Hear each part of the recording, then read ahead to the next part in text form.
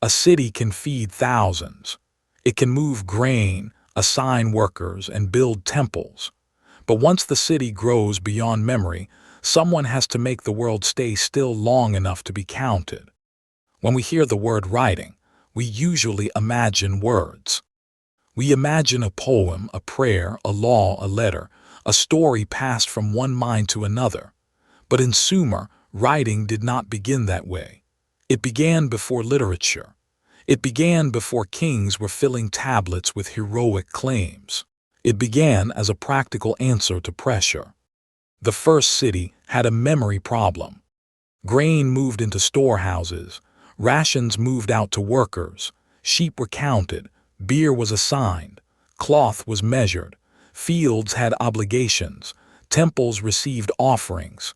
Officials needed proof that something had happened after the person who said it had walked away. That is the strange beginning of one of humanity's greatest inventions. Writing begins not as a voice of the soul, but as a tool of administration. It begins with numbers, goods, names, marks, and clay. This is the second part of our Sumerian series. The first city built the need. Now we watch that need become a script. In a small village, memory can live inside relationships. People know who borrowed a tool, who helped clear a ditch, who owns which animals, and who owes labor after harvest. Reputation works because the social world is small enough to hold in the mind. A city breaks that simplicity. The city contains strangers. It contains specialists. It contains institutions that last longer than one person's lifetime. A worker may receive rations from someone he does not know, for a task ordered by someone he may never meet, in service of a temple household that claims authority in the name of a god. Spoken trust still matters, but it is no longer enough. The city needs a memory that can survive distance, delay, argument, and death. It needs a way to say, this many sheep, this much grain, this delivery, this official, this promise, this day. That need does not make writing inevitable, but it makes writing useful. The marks in clay are a social technology. They make administration portable. They allow a system to remember what no single person can safely remember. Before a reed stylus pressed wedge-shaped signs into clay, people in the ancient Near East used small objects to represent quantities and goods. Clay tokens could stand for counted things. A cone, sphere, disc, or other shape could be part of a system for tracking animals, grain, oil, or other commodities. The exact development is debated, but the broader movement is clear. People were learning to separate a thing from a sign for that thing. That is a quiet revolution. If a token can stand for a sheep, then information can move away from the animal. It can be held, sealed, stored, carried, and checked. A transaction can leave a trace. An obligation can become an object. This does not yet feel like writing to us because it is not writing in the later sense, but it is part of the mental path toward writing. A city does not begin by recording poems. It begins by asking how many, what kind, and who is responsible. The first signs grow out of counting. Before human language entered the tablet, accounting had already opened the door. Counting was only part of the problem. A city also needed identity. If goods were sealed in a jar, if a door was closed, if a bundle was sent from one place to another, someone had to know who approved it. That is where seals become so important. A cylinder seal could be rolled across wet clay, leaving a repeated image that marked authority and ownership. The seal impression is one of the most powerful objects in early urban life. It is small, but it stands for a person, an office, a household, or an institution. It turns clay into evidence. Think about what that means. A seal can speak when the seal owner is absent. It can say that a container was closed under authority. It can show whether a sealing has been broken. It can connect a transaction to a recognizable source. This is how bureaucracy becomes physical. Authority is no longer only a command spoken in a room. It becomes a pattern pressed into clay. Writing will later record names and sentences. But before that, seals teach the city a basic lesson. Information needs a body. The earliest writing from southern Mesopotamia appears in the late 4th millennium BCE, especially in the world connected with Uruk. These early tablets do not look like familiar lines of literature. They often contain numbers, signs for commodities, and administrative entries. They belong to a world of grain, animals, containers, workers, and institutions. To modern eyes, they can feel dry, but that dryness is the point. The first tablets show a society trying to stabilize complexity. Clay is cheap. It is local. It can be shaped quickly, marked while wet, and preserved by accident or firing. A tablet can sit in an archive and hold a record long after the voice that ordered it is gone. The earliest marks were not yet full language as later cuneiform would become. Many signs were pictorial or numerical, and the system was still developing. But a line had been crossed. Information was no longer tied only to speech, memory, or gesture. The city had found a way to make memory material. If you want to understand early writing, follow the grain. Grain is food, but in a city it is also power. It can be collected, stored, redistributed, measured, owed, consumed, and promised. Grain feeds workers who build walls, dig canals, serve temples, and produce goods for institutions. That makes grain recordable. The same is true for animals, textiles, beer, oil, land, and labor. A tablet could preserve quantities and categories. It could help an official compare what came in with what went out. It could let an institution know whether a delivery matched an expectation. This does not mean every person in Sumer was living under a perfectly complete bureaucracy.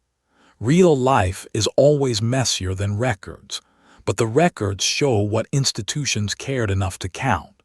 That is why administrative tablets are so revealing. They tell us what power wanted to remember. They reveal the nervous system of the city: food, work, obligation, and trust.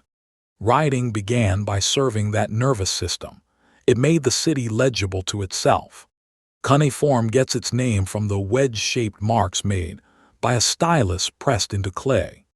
The earliest signs were not always the neat wedges we imagine. Over time, the writing system became more abstract, more standardized, and more efficient for clay. A reed stylus did not draw like a brush on parchment. It pressed. It angled. It made impressions. The material shaped the script. That is one of the most important lessons of Sumerian writing. Clay was not just a surface. It was a partner in the invention. The hand, the reed, the wet tablet, and the habits of administration all pushed signs toward a form that could be repeated quickly. As the script developed, signs could represent things, numbers, sounds, and words. It became flexible enough to serve more than accounting. But that flexibility did not arrive in one clean moment.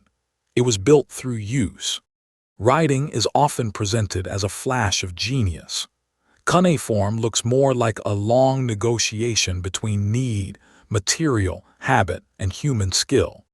Once writing exists, it creates a new kind of person, the scribe. A scribe is not simply someone who can make marks. A scribe knows signs, formats, numbers, lists, conventions, and institutional expectations. A scribe understands how information should look when it belongs to an official record. That skill takes training. The hand has to learn pressure and angle. The eye has to recognize signs. The mind has to organize categories. The student has to copy, repeat, fail, and copy again. Writing turns memory into clay, but it also turns people into specialists of memory. This gives scribes unusual power. They stand between speech and archive. They can preserve a transaction, draft a contract, copy a list, prepare a letter, or record a royal claim. They do not necessarily rule, but they make rule administratively possible. Every complex society needs people who can operate its memory system. In Sumer, that memory system was clay, signs, numbers, and trained hands. The city had created the problem. The scribe became one answer. Later Mesopotamian tradition gives us the idea of the tablet house, the place where scribal learning happened. We should be careful not to project every later detail back onto the earliest phase of writing, but the basic point is clear. Writing needed education. It needed repetition. It needed models. It needed a culture that could teach signs from one generation to another. That changes what knowledge means. In an oral world, memory is carried in bodies, rituals, songs, and repeated speech. In a scribal world, memory can also be copied. A student can reproduce a sign made by someone else. A list can become an exercise. A tablet can become both record and lesson. This is how writing builds its own world. It does not only record society. It creates a class of trained people, a curriculum of signs and standards for correctness. The tablet house is not just a school in the modern sense. It is a workshop for the administrative mind. There, the city teaches its memory to survive. One of the most revealing habits of Mesopotamian scribal culture is the list. Lists of words, lists of professions, lists of animals, places, vessels, plants, stones, gods, and signs. To us, lists may look dull, but lists are acts of order. They sort the world. They make categories visible.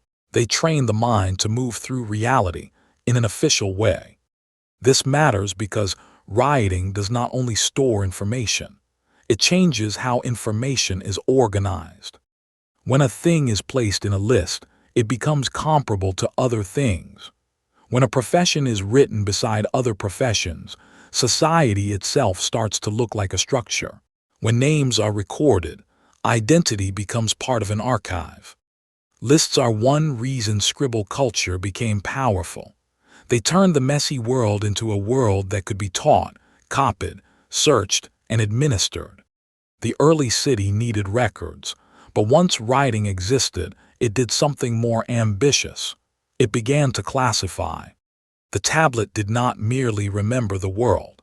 It rearranged the world into signs. At first, writing was closely tied to things that could be counted and managed. But a writing system that begins with administration can grow beyond administration. Signs can shift. A picture can become a sign. A sign can stand for a word. A sign can be used for sound. A system that once tracked grain can begin to carry names, speech, places, titles, and eventually narrative. That transition matters deeply. When writing can represent language more fully, it becomes capable of preserving more than quantities. It can hold instructions, prayers, royal claims, letters, hymns, school exercises, wisdom, and stories. It can carry human intention across distance and time. This did not happen overnight, and Sumerian writing remained complex, but its direction was revolutionary. The tablet began as an administrative object, then it slowly learned to speak. Once marks can carry words, a new possibility enters history. A person who is absent can still be heard. A dead king can still command. An old story can wait in silence for a future reader. An archive is more than a storage room. It is a claim that the past can be consulted. It says that a decision, delivery, debt, boundary, or title does not vanish when memory fades. It can be checked against a record. For institutions, this is power. A temple or palace that keeps records can manage obligations over time. It can compare accounts. It can defend claims. It can preserve continuity even when officials change. For ordinary people, archives could also matter. Contracts, loans, sales, adoptions, and legal arrangements depended on records that could be invoked later. Writing could protect, but it could also bind. A debt written on clay might outlast the debtor's hope of forgetting it. That is the double edge of the archive. It creates accountability, but also control. The city with an archive has a longer memory than the individual. It can remember what people owe, what they received, what they promised, and what authority once decided. Writing does not simply record power, it gives power a future. Once writing can hold obligations, society changes. A spoken promise depends on witnesses and memory. A written contract can travel differently. It can be stored, copied, sealed, and presented again. It can make a relationship durable beyond the moment when people agreed to it. In Mesopotamia, tablets could record loans, sales, labor obligations, property transfers, marriages, adoptions, and disputes. Not every tablet was dramatic, but the ordinary ones are often the most important. They show writing entering daily life. A person may not have been a scribe, but a person's life could be shaped by scribal records. A field boundary, a debt of silver or grain, a wage, a ration, a legal claim, a family arrangement. All of these could become matters of clay. This is one of the quiet ways writing changes civilization. It makes obligation durable. It makes agreement inspectable. It makes social life more formal. But durability is not neutral. What is recorded can be enforced. What is enforced can become power. At some point, rulers understood that writing could do more than manage goods. It could shape memory. A king who builds a temple wants the deed remembered. A ruler who wins a battle wants the victory named. A dynasty wants legitimacy to outlive the bodies of the people who witnessed it. Writing gives power a way to speak beyond the moment. Royal inscriptions are not neutral reports. They are crafted memory. They tell the future what the ruler wanted the future to know. They link kings to gods, buildings, victories, justice, and order. This is a major transformation. The same technology that counted grain can now create political identity. The tablet and inscription become stages where authority performs itself. A monument can impress the eye, but writing lets the monument explain itself. It can say who made it, why it matters, which god received it, and why the ruler deserves remembrance. The city created writing for administration. Kings learned to use it for immortality. The most famous Mesopotamian tablets are not ration lists. They are myths, hymns, laments, wisdom texts, and epics. They speak of gods, kings, flood, cities, creation, grief, friendship, fear, and the search for meaning. But we should not forget the path that made them possible. Literature did not appear in clay because people suddenly became imaginative. People had always told stories. The change was that stories could now enter a durable medium. They could be copied by scribes, taught in schools, preserved in libraries, and recovered thousands of years later. Writing did not invent storytelling. It changed the survival of stories. That is why the administrative origin of writing makes the literary achievement even more impressive. The tablet begins as a tool for counting and ends as a place where human beings ask what death means. The same clay that held grain accounts could one day hold a king's grief, a goddess's anger, or a flood sent to destroy the world. The archive became a doorway into imagination. No single story stands more powerfully in the shadow of ancient Mesopotamian writing than Gilgamesh. The epic reached us through later Akkadian versions, but it carries older Sumerian traditions and names. It is not the beginning of writing, but it shows what writing eventually made possible. A story surviving across languages, cities, scribal schools, and centuries. Gilgamesh matters here because he reminds us where the path leads. The first tablets counted goods. Later tablets could ask why humans die. They could preserve the terror of loss, the pride of kings, the wisdom of failure, and the longing for a name that does not vanish. That is the emotional leap of writing. It begins with administration, but it becomes a vessel for human anxiety. The Sumerian city wanted memory because institutions needed records. Human beings wanted memory because life is short. In that sense, the epic is not separate from the first accounting tablet. Both are attempts to defeat disappearance. One counts grain, the other confronts death. Both ask clay to remember. Writing changes what a society can do with time. Without writing, memory depends on living transmission. That can be powerful, disciplined, and beautiful. Oral cultures are not empty of history, but writing adds a different kind of memory: external, inspectable, movable, and accumulative. A written record can be compared with another record. A list can be expanded. A contract can be archived. A sign can be standardized. A story can be copied. A ruler can speak to people not yet born. This creates new strength and new dangers. Writing can support administration, justice, education, and cultural survival. It can also support surveillance, debt, hierarchy, propaganda, and exclusion.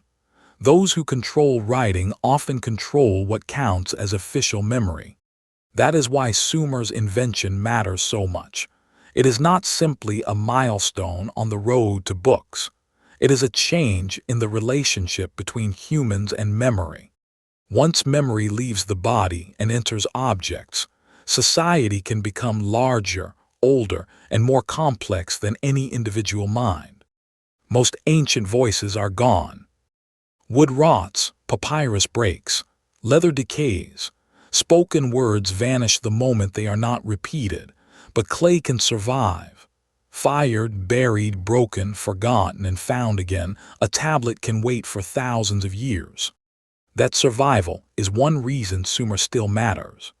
The people who made the first tablets were not writing for us. Many were trying to solve local problems: grain, labor, goods, seals, accounts, obligations.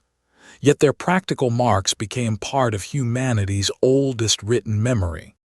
Episode 1 showed the city. This episode showed the city's memory.